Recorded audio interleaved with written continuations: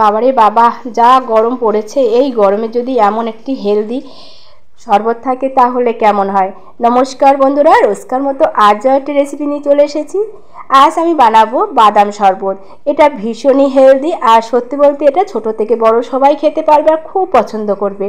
তাহলে চলুন বন্ধুরা দেখে নেই। প্রথমে আমি এখানে নিয়েছি একটা বাটি, এখানে দেব 2 চামচ চিয়া সিড, আর এর সঙ্গে দেব হাফ কাপ জল দিয়ে এটাকে ভালোভাবে মিশিয়ে নিতে হবে। আর এটাকে অবশ্যই কিন্তু বন্ধুরা 15 মিনিটের জন্য ভিজিয়ে রাখতে হবে।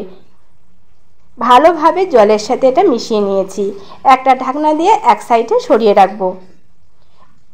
এরপরে যেটা করব, বাদামের পাউডার করে নেব। এর জন্য এখানে নিয়েছি 1 মুঠো মতো চীনা বাদাম বা ছোট বাদাম, এর সঙ্গে নিয়েছি 12টা থেকে 13টা কাজু বাদাম আছে, আর আছে আমন্ড, আর 3টে বাতাসা।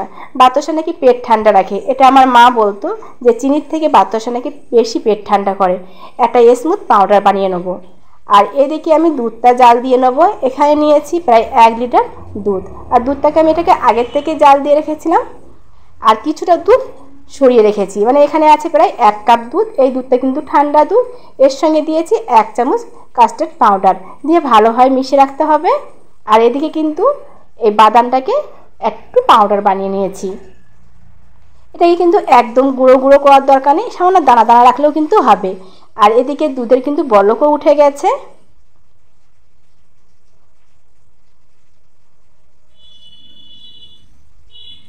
দুধটাকে প্রথমে প্রায় 3 থেকে 4 মিনিটের মতো জাল দিয়ে নেব। এরপরে এখানে দিয়েছি কাস্টার্ড পাউডার, মানে কাস্টার্ড পাউডার যেটা মিশিয়ে রেখেছিলাম দুধের সাথে সেটা দেবো।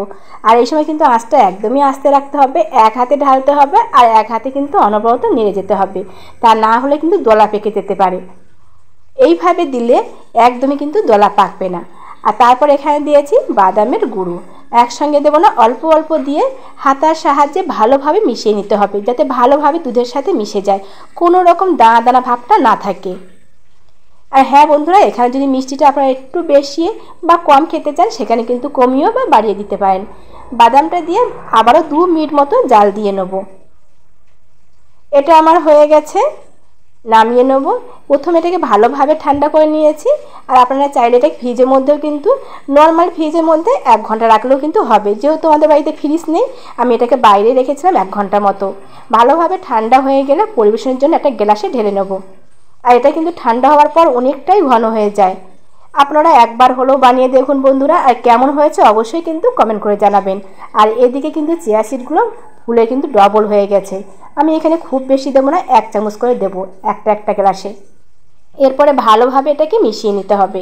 যেসব বন্ধুরা এখনও আমার চ্যানেলটাকে সাবস্ক্রাইব করেনি, প্লিজ প্লিজ প্লিজ বন্ধুরা আমার চ্যানেলটাকে সাবস্ক্রাইব করার জন্য অনুরোধ রইল, যাতে আরও নিত্য নতুন রেসিপি সবার আগে আপনাদের কাছে পৌঁছতে পারে।